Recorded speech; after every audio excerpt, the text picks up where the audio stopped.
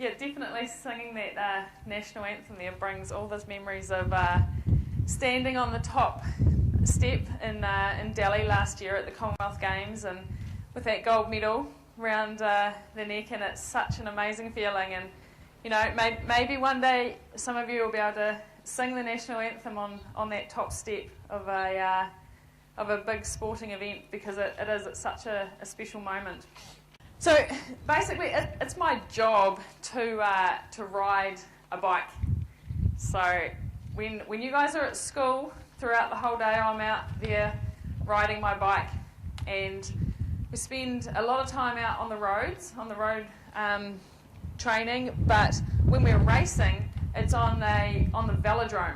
So I'm not sure have you seen a velodrome before? Maybe on the TV.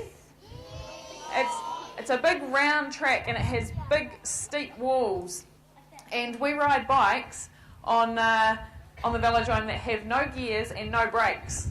And so the only way we can make them go faster is to push the pedals harder.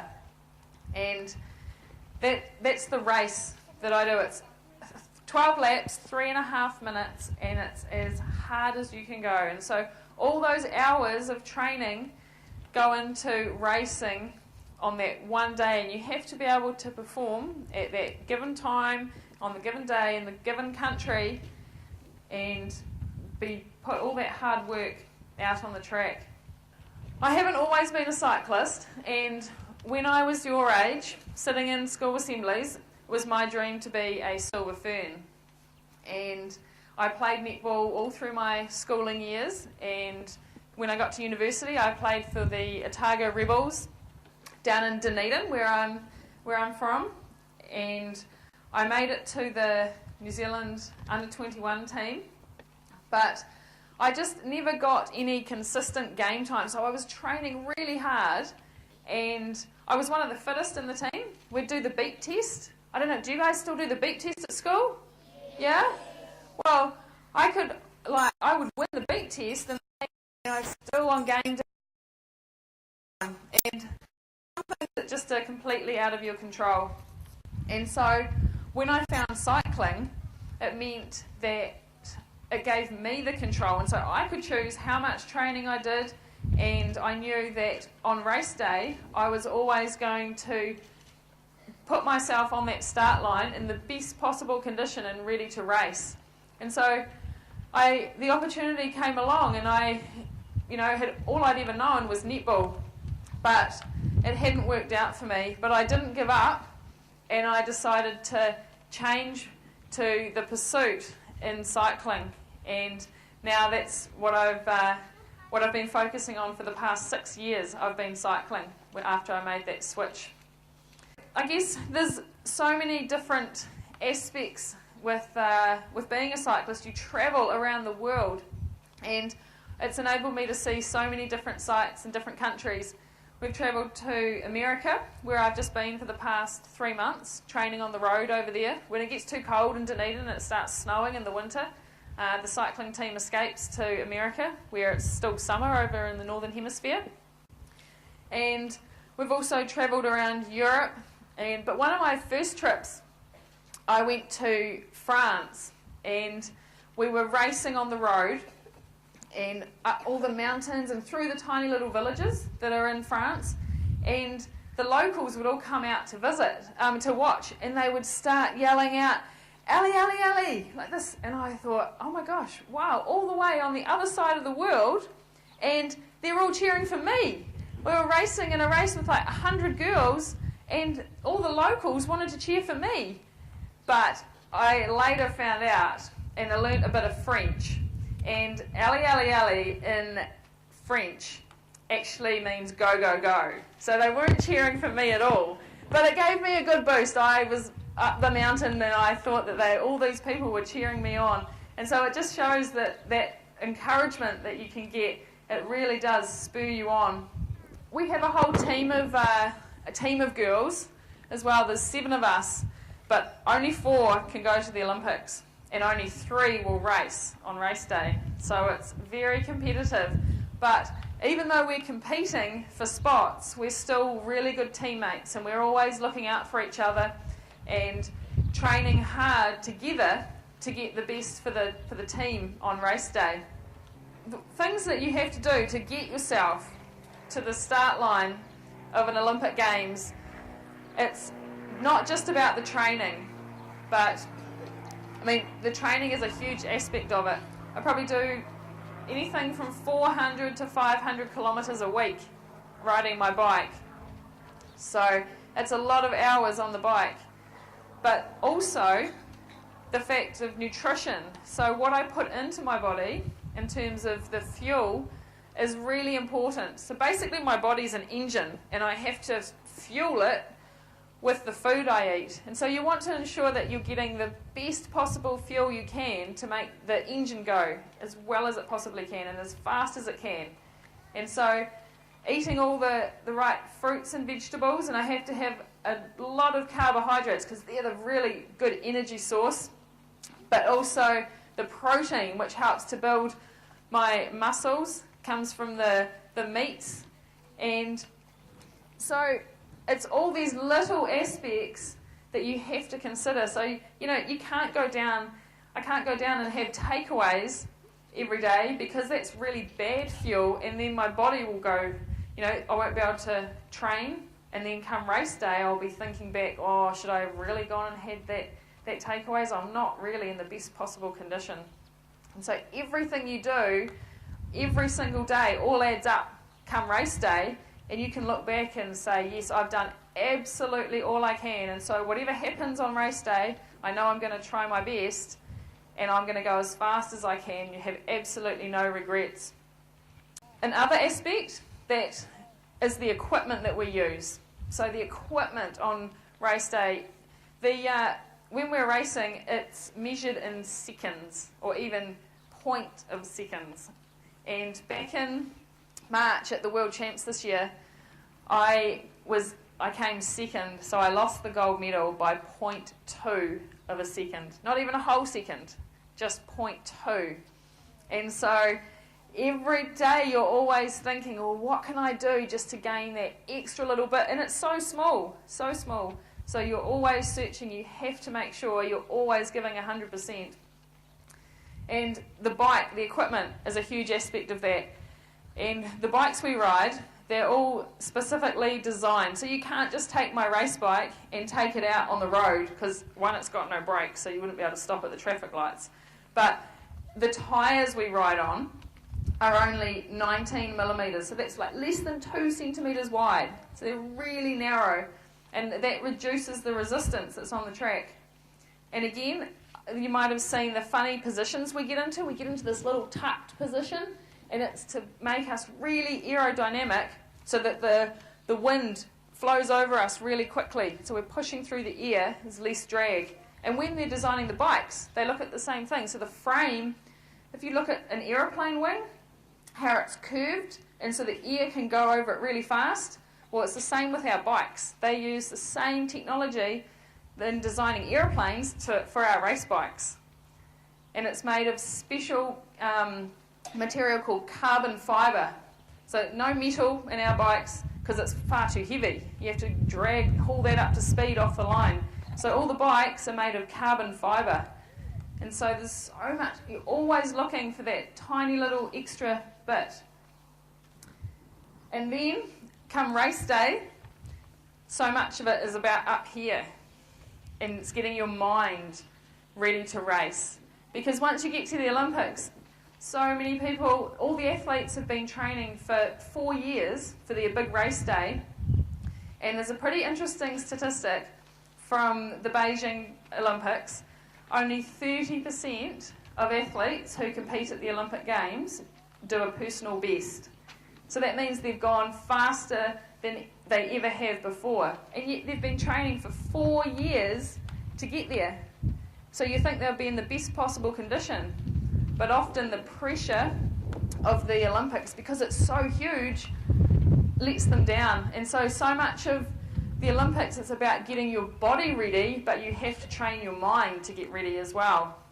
And in my race, I'm sitting in the start gates, and I have to sit there and watch as a countdown timer ticks down for 60 seconds. 60 seconds is a really, really, really long time when you're sitting there waiting to race at the Olympic Games. And it ticks down, and then it beeps at 30 seconds, and then it ticks down some more, and you're sitting there and you're waiting, you're ready to go, and then it starts to beep. 5, 4, 3, 2, 1, and then a gun goes off, and you can go. And that can seem pretty scary, and when I first started, that was so daunting. And so what I did was I got that timer and the countdown, and I put it onto my computer. And pre-race, I would sit in my in the Olympic Village, and I did this in Delhi at the Commonwealth Games Village, and I was sitting on my bed, and I had this playing through my laptop, and I was just sitting there visualising what I was going to do on the race day. And the other teammates heard these beeping sounds and the gun going off, and they came racing in. Ali, what are you doing? You're scaring everyone, because all the cyclists get so nervous and get the butterflies whenever they hear those beeps and that gun going off. But for me, to sit on my bed in a calm situation and be able to go through that countdown, really, it relaxed me, and it meant that when I got to that start line, and there was hundreds of people sitting in the stands, and I knew there was thousands of people back home on TV watching, I knew that I had already gone through it, and it was exactly the same countdown as I'd watched sitting on my bed in a nice calm situation. And it meant that you can really focus on what you have to do and what you know you can do, because you've been training so hard, and then you can block out all the other stresses that go with it. So it's being able to train the mind just as much as training the body. I guess from now, I learned a lot of things about from the Beijing Olympics, where I finished 4th. And then that helped me to go on to Delhi and win a gold medal in Delhi, because you learn from the mistakes that you make at previous races. And then the plan is now to go on to London. And our big aim, I'm racing in the team's pursuit there. So I've got teammates this time, whereas the other races have been in an individual pursuit. And this time they changed all the Olympic program, and so they've introduced a new race and got rid of the individual. So I'm racing with 2 other girls, there's 3 of us in total, and same 3 kilometres, 12 laps, but we take turns on the front. And so when one person's done their lap, they pull up the track and join the back, and then the front person takes the wind, and that you have to work really hard for your teammates when you're on the front to maintain the speed. And essentially when you're sitting in second and third wheel, you're actually recovering. And so, we work together, and you have to ensure in the women's race you start with 3 riders and you have to finish with 3. Whereas the men, they start with 4 and they get to drop a rider. They only have to finish with 3. So the dynamics of it are very different. You can almost sacrifice a teammate in the men's race for the better of the team. Whereas the women, we've got to make sure that if one rider is stronger and they go too fast, you're going to leave your other teammates behind, and which results in not a very fast time. So we have to make sure we know each other so well, and we train together, and we're all in there. No one's out there to make themselves look better. We're all in there together, and we have to get across the line in the fastest time for 3 people, not just 1, for 3. So I've got a bit of a something here to show you guys. This is my race suit. So I was talking about the aerodynamics before of the bike. Well, this is our race suit, and it's really tight and sticks to your body as well, because you can't be racing in a big baggy t-shirt, because that'll slow you down as well. So everything we do is all done to make us go as fast as we can. You have to think of every single little approach. And same with the helmets. I'm not sure if you've seen the helmets with the big pointy backs on them. That again, it's like helps the air flow over really fast, so you get in a tight wee ball. But I think I'm going to look for a volunteer maybe that. Holly would be a good candidate. Okay, Holly, come on up. So this is the race suit, and it's a little bit funny because I don't know if you've seen some of the bike seats, but they're not that comfortable. So what they do is they put this padding, it's like a nappy inside our suits, but we get to wear this and it makes it a little bit more comfortable. So we're going to get Holly to put on the race suit. You reckon you can just put it on over top of you? Yeah. You got the right leg? The zip goes up the front. Oh, yeah, that's right. Yep, step in there.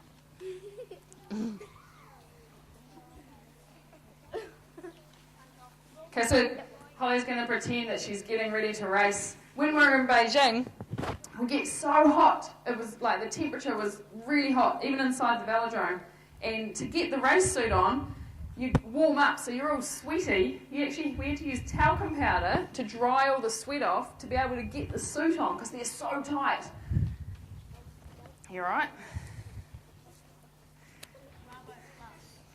Good stuff. You do the zip up. That's it. Wow, fits you perfectly. Fits you perfectly. Good stuff. And so this is beautifully modelled here. This is the race suit. And, you know, it's such a special moment when you pull on that black suit. You know that you're racing for New Zealand. And there's definitely something extra that comes from inside you. And you feel so much pride for the country you're from. And stepping out on that track, and you know that there's so many other people that have helped you get there, because, you know, all the athletes that end up at the Olympics, they don't get there by themselves. They have so much help. Their coaches and family and teammates, they're always all there supporting each other, and no one can do it alone. And so it's being able to have your own personal dreams and then finding the people around you that you know are going to help you get there. And so if you've got dreams to be an Olympian, well, you know, you can tell someone about it, and then they can help you get there, because it's all the little things that you do every day. So it's the training session that I did this morning, and then the training that I do tomorrow, and making sure that I have the right food for dinner. It's the things that I do, you know, yesterday and today and tomorrow that come London in July are going to make the difference to winning or losing a race in London. And you have to know deep down that you've done everything you can to be able to succeed. So how do we stop on the bikes? We've got no brakes. Well, at first I was really scared when I rode a track bike, because I thought I was going to have to be going round and round and round this velodrome forever. But what happens is you slowly put less pressure on the pedals, because you're actually clipped in. So we wear special cycling shoes and that clip into the pedals, so that when you guys ride your bikes, you just ride in your regular running shoes, right? And so you just push on the pedals. If you tried to pull on the pedals, your foot would come off. But we're clipped in, so it means you can go faster, because when one foot's pushing, the other foot's pulling. And so that helps us to go faster and faster. And so the same, when we want to slow down, you just put less pressure and you slowly wind down. And often at the end of a race, when you're so tired and your legs are burning, and often I even get like blurry vision, you can't see properly, your coach will be there to catch you and help you slow down even. How much is my bike worth? Well, to buy it off the shelf, it's about $10,000. So, and then each wheel, we race these special disc wheels that are all covered in. They're $2,500 each. The tyres that go on the wheels, again, they're very all special. They're $180 each. So it's like everything all adds up, and it's a very expensive sport. With all the gear on it, I think it's about, with the cranks and everything, it's about 15. How much is it all worth in total? Yeah, it's about $15,000. A lot.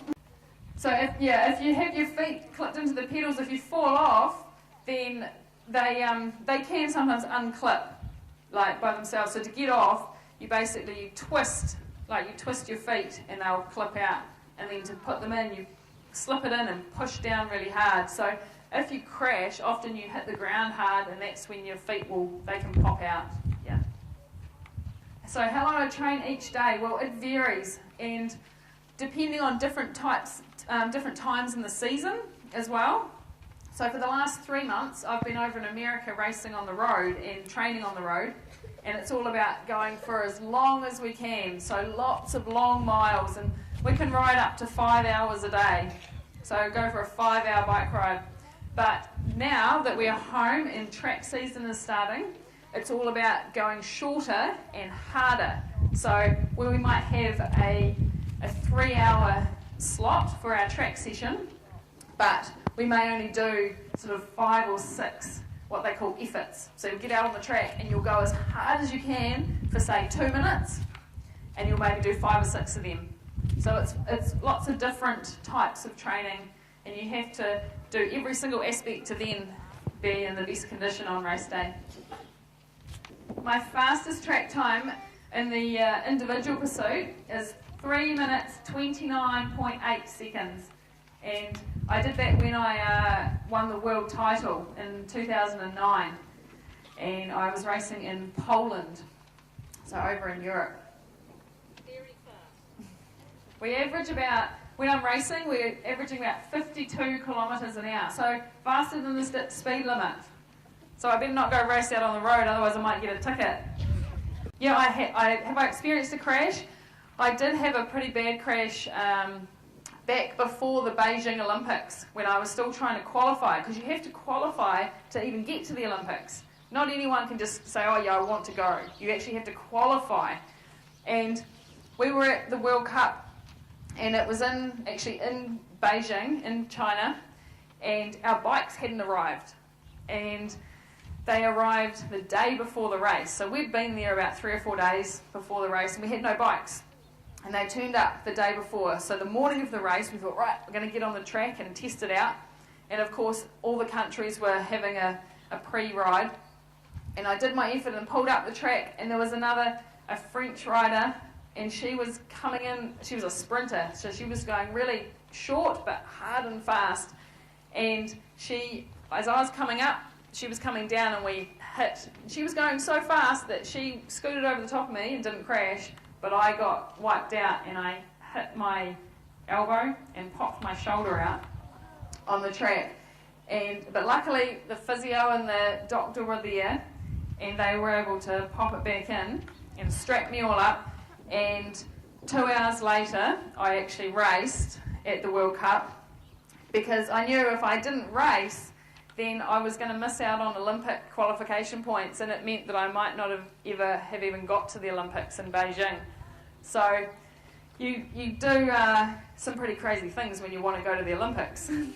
So I was racing the individual pursuit in Delhi at the Commonwealth Games last year, and we have 2 rounds. So the first round is qualifying, and there was, I think, 16 girls racing, and the fastest 2 times raced for the gold and silver medal, and the 3rd and 4th fastest raced off for the bronze. So I was the fastest qualifier, and it was a really short turnaround as well. Normally we have about 5 or 6 hours between our heats and our finals at a World Champs, but in Delhi they gave us 45 minutes.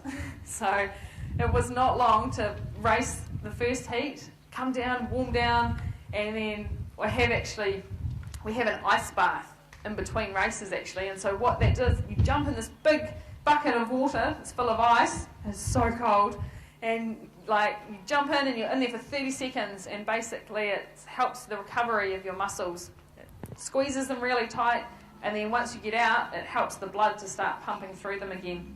So 45 minutes to then get back, and then I raced the final and beat Wendy Hoovenagel from Great Britain. Well, she was racing for Ireland. How long have I been racing for? I started racing back in 2006. I went to the Commonwealth Games, and then the Olympics in Beijing, and then the Commonwealth Games again in Delhi, and then the next Olympics is my my big goal. So I've been racing for about 6 years now. It's so hard because you're sitting on the start line and you know you're about to put your body under so much pain, because that's pretty much what my race is about, who can hurt the most.